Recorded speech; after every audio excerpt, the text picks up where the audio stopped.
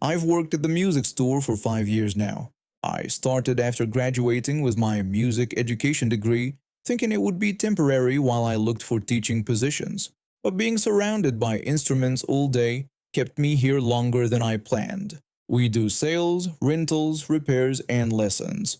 Most days are routine, but sometimes we get customers that make me question humanity. Last October was my most memorable encounter. I was working a Tuesday shift when a family of three walked in. You could feel the tension between them. The dad had a scowl on his face, while the mom tried to keep their hyperactive kid under control. The kid, about 10, was bouncing everywhere, running to the pianos and slamming on the keys. I greeted them and asked how I could help. The mom said they wanted to rent a trumpet for their son who was joining the school band. I led them to our rental section and explained our programs while the kid ran between instrument stands. I told them our trumpet rental was $26 a month before tax, with $20 going toward equity if they decided to purchase later, and $6 covering the liability damage waiver for any damage, loss, or theft. The mom nodded along. The dad looked like he'd rather be anywhere else. When I mentioned the damage waiver, he perked up. He asked if the waiver was optional, saying it sounded like a scam. I said it was optional but recommended it, explaining that without it, they'd be responsible for the full repair cost if anything happened to the instrument. The dad said nothing would happen to it and refused to pay extra for what he called nonsense. This made me uneasy. I looked at the kid, who was trying to play a trombone without knowing how to hold it. My gut told me this trumpet wouldn't last a week.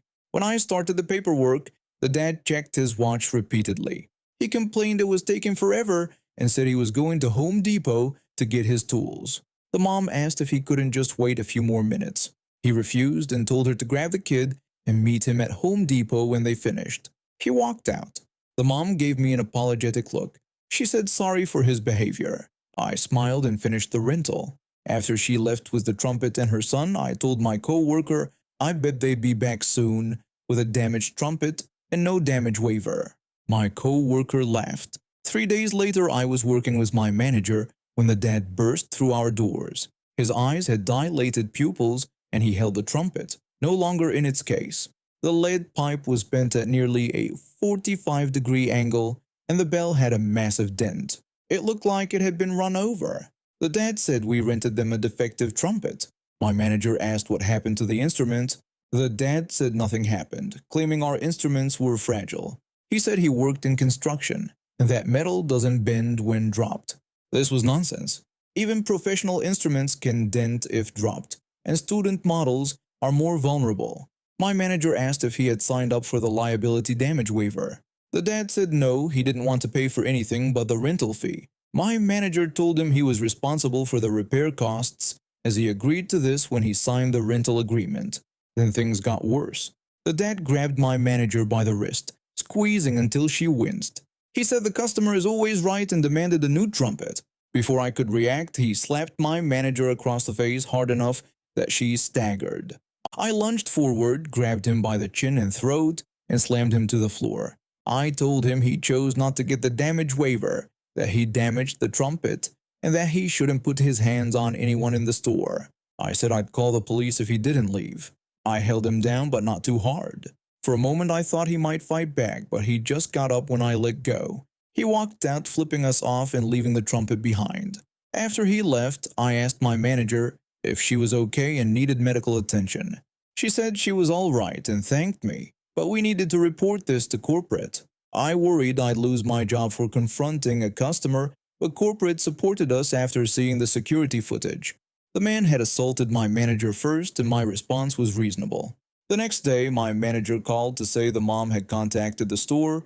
She said sorry for her husband's behavior and explained she was filing for divorce due to his drug use and abuse. She later bought an affordable trumpet for her son. Since the rental was on the dad's card and he left the damaged instrument, the repair costs were charged to him the next month. When he called about the charge, our district manager told him he was banned from all our stores and that we filed a police report. 6 months later, the mom and son came for valve oil. The kid was calmer and showing progress with the trumpet. She said they moved to a new apartment, finished the divorce, and her ex had to attend rehab for his domestic violence charges. I wonder if that broken trumpet helped give her the courage to leave. I ended up spending 8 weeks of my life clicking a button over and over just to get back at someone. But that's exactly what happened with the woman I'll call the know it all. 5 years ago, I was part of this awkward foursome that would hang out together. It wasn't my choice. My best friend was friends with her best friend, so we often got dragged into the same social events. From the start, the know it all made it clear she didn't think much of me. When I tried talking to her, she'd cut me off or make some snide comment that made me feel stupid. She had to be the smartest person in any conversation. If I mentioned the book I read, she'd read a more obscure, intellectually superior version. If I talked about a movie I enjoyed, she'd roll her eyes and explain why her taste in cinema was more refined. I remember this one night at a restaurant where I was excited about getting accepted into a graphic design program. I told everyone about receiving my acceptance letter that day and how excited I was to start the program next semester. The know-it-all asked if graphic design was basically just playing with Photoshop. She added that she had considered it once but decided on something more intellectually challenging instead. My best friend tried to smooth things over, but the damage was done. I spent the rest of the night quietly picking at my food. When our best friends drifted apart, so did we. I didn't have to deal with her condescending attitude anymore, and I soon forgot about her. Life moved on. I finished my design program and started building my career. Last year, I joined this huge Facebook group for fans of this fantasy book series that had just been adapted into a Netflix show. The community was supportive, creative, and kind. After lurking for a while, I posted photos of my cosplay. I'd worked hard on the costume of one of my favorite male characters from the series, spending weeks on the armor details and practicing the makeup to get the scars right. The response was positive, with people asking about my techniques and complimenting the craftsmanship. Then I saw it, a comment that stood out from all the supportive ones. The know-it-all had left a mocking comment asking who told me my makeup looked good and adding a laughing emoji about a girl trying to cosplay a male character. I recognized her profile picture. Of all the fan groups in all the world, she had to be in mine. I decided to be mature about it and replied, greeting her and mentioning that I thought we used to hang out years ago through our friends. I asked how she had been. Her response came quickly. She was surprised at realizing it was me and commented that it was a small world. She bragged about doing amazing and having just won a regional art competition.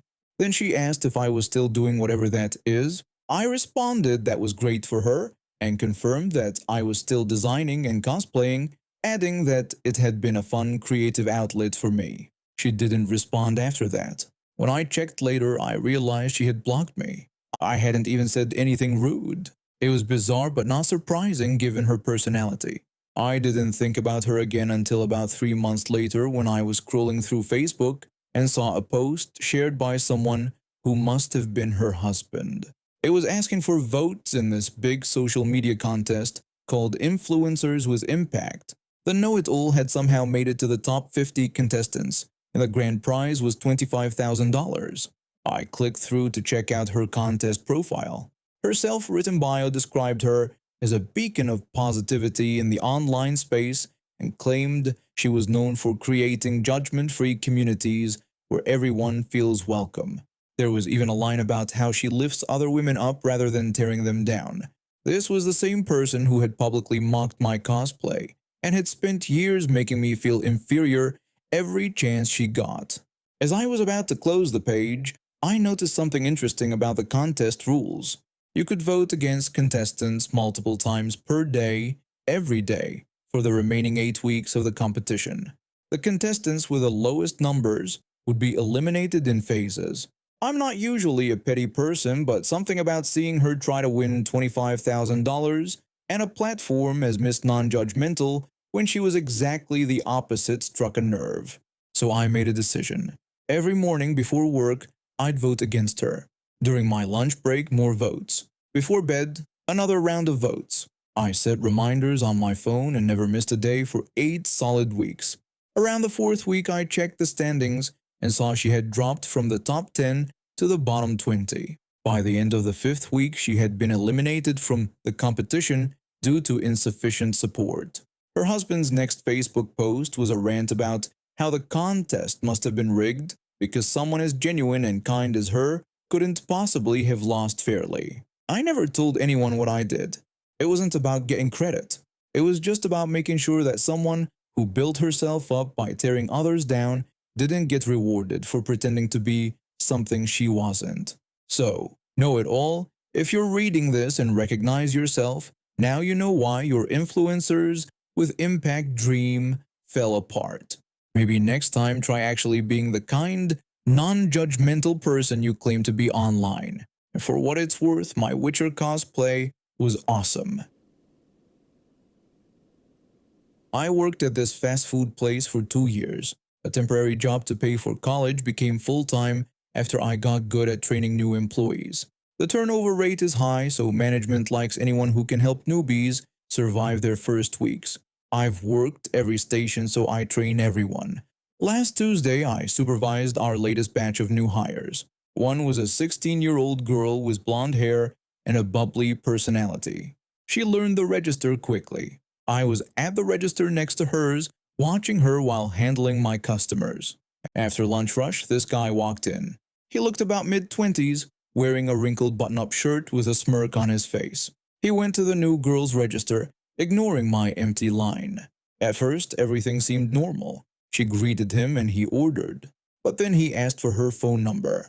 The new girl said no, mentioned she was seeing someone, and asked if he wanted his meal large. The guy made a crude comment about giving it rather than buying it. I finished with my customer and started paying attention to them.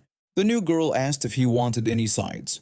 He replied with another inappropriate comment, suggesting he wanted her as a side and making a vulgar remark about making a meal out of her. I asked if she needed me to step in. She told me she was okay but asked me to stay nearby, which I would. The creep noticed our exchange and asked if I was her boyfriend. She told him no, but said he was making her uncomfortable, pointing out the age difference and calling his behavior creepy. Most people would take the hint. Not this guy. He told her that dealing with his advances was part of customer service and insisted she give him her number so he could pick her up later. I stepped forward and told him I wouldn't allow him to interact with her anymore. He could either complete his order with me for takeaway or leave. The new girl stepped back and I took her place. The creep's face twisted with anger as he complained about my intervention, suggesting that as both guys I shouldn't be blocking him. I told the new girl to go to the kitchen and take a break. When she left, I told the creep that he had no right to make my team uncomfortable. While he could order food, continued harassment would mean he'd have to leave. He settled down and continued ordering. But when the new girl looked out from the kitchen, the creep spotted her and shouted across the restaurant, demanding to know why she wouldn't take his order and give him her number. She went back to the kitchen. My manager came out after hearing the noise, and I signaled them to call security. I told the creep he needed to leave. I was canceling his order, and no one would serve him. He refused to leave without the girl's number and asked if I knew who he was. I told him I didn't know or care, explaining that he wasn't going to harass my colleague. I said since he was closer to my age, he should know how inappropriate he was being, and that when someone says no, it means no. He compared women to witches who could be bought with money and said when a woman says no, you keep asking until she says yes. Security arrived. My manager pointed out the troublemaker. The security guard told him he needed to leave. The creep complained that he hadn't gotten the girl's number yet. I told him he wasn't going to get it and needed to leave. Finally, the creep left with security escorting him out. We arranged for a female staff member to drive the new girl home after her shift. Before putting her back on register duty, I checked if she felt comfortable continuing. She handled the rest of her shift well. Security later told us they banned the creep from the premises for 6 months. We added his photo to our Do Not Serve board. I found out this wasn't his first offense. He'd been kicked out of other places in the mall for similar behavior. Mall management extended his ban to a full year after collecting reports from affected businesses. It amazes me how some people think they're entitled to someone's time, attention, or personal information just because they're a customer. The customer isn't always right, especially when they're being predatory to staff. No one is entitled to a date or phone number from someone doing their job. I work at Mendy's fast food joint for about 3 months now. The pay isn't great, but my manager is decent, and most of my co-workers are cool. Plus, I'm saving up for college, so every dollar counts. Last week, we launched this new 2 for 6 deal. Customers can get 2 select menu items for just $6 total. It's a pretty good deal considering some of these items cost almost $4 individually. My training on the register system was minimal. They showed me the basics during my first week, and everything else has been learn as you go. So there I was, working the drive-thru on a busy Thursday afternoon. Cars were lined up around the building, and I was trying to keep up with the orders while also figuring out how to input all these new promotional deals into the system. That's when this guy pulls up to the speaker. He orders a grilled chicken sandwich for $6.40 and a 10-piece spicy nuggets for $5.64. He also throws in a drink. I take his order, give him the total, and tell him to pull up to the window. It wasn't until he arrived at my window that I realized both his chicken sandwich and nuggets qualified for our new 2 for 6 deal. Instead of paying over $12 for those 2 items, he could have gotten them for just $6. I decided to try and help him out. I told him I had just realized his chicken sandwich and nuggets qualified for our 2 for 6 deal, and I wanted to adjust his order to save him some money. The customer just stared at me blankly. He was a middle-aged guy in an expensive-looking SUV, wearing sunglasses despite the cloudy day. I started fumbling through the register screen trying to find the right button to apply the deal. I'd never actually done this before, but I was determined to figure it out. When I'm searching through the menu screens, I suddenly hear this loud rapping on my window. The customer was knocking on the glass with his knuckles, looking annoyed. He complained that I was taking too long and told me to stop messing around and just take his money. His tone caught me off guard. Here I was, trying to save him money, and he's acting like I'm wasting his time. I looked up at him surprised. I explained that I was just trying to apply our promotion to save him some money. He responded that he didn't care about the promotion. He just wanted me to take his payment and give him his food because he had places to be. He thrust his credit card at me impatiently. At that moment, something inside me snapped. If he wanted to pay full price so badly, who was I to stop him? I told him the total amount would be $15.42. I took his card, processed the payment, and handed him back his receipt along with his card. As he started to pull away, I called after him that he should know he had just paid over double what he could have if he had let me apply the deal. His brake lights suddenly lit up, and he looked back at me through his open window. For a second, I thought he might reverse and ask me to fix it. Instead, he just shook his head and drove off. My co-worker, who was bagging orders next to me, burst out laughing. My co-worker asked if that guy had just chosen to pay extra money because he couldn't wait 15 seconds. I told her that was exactly what happened. My co-worker asked how much he had overpaid. I told her it was about $7.50. My co-worker calculated that was like 60% more than he needed to pay. I told her it was actually more than double what he would have paid for those 2 items was the deal. We both had a good laugh about it. For the rest of my shift, whenever we had a difficult customer, my co-worker would whisper that we should just charge them double since they probably wouldn't even notice. The next day, I was working the front counter when that same customer walked in. He didn't recognize me at first, but I definitely remembered him.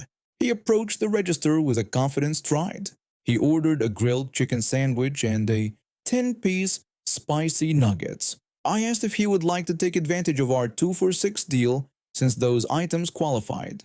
He looked at me for a long moment, and I could see the wheels turning in his head as he realized I was the same person from the drive-thru yesterday. After a pause, he agreed that the deal sounded good. I told him that was a great choice and that it would save him over $7 compared to buying the items separately. I could see the realization on his face as he processed just how much money he'd wasted the day before because he couldn't wait a few seconds. His expression soured, but he didn't say anything else about it. As I handed him his receipt, I made sure to circle the savings amount at the bottom. I wished him a wonderful day and thanked him for his patience while I applied his discount.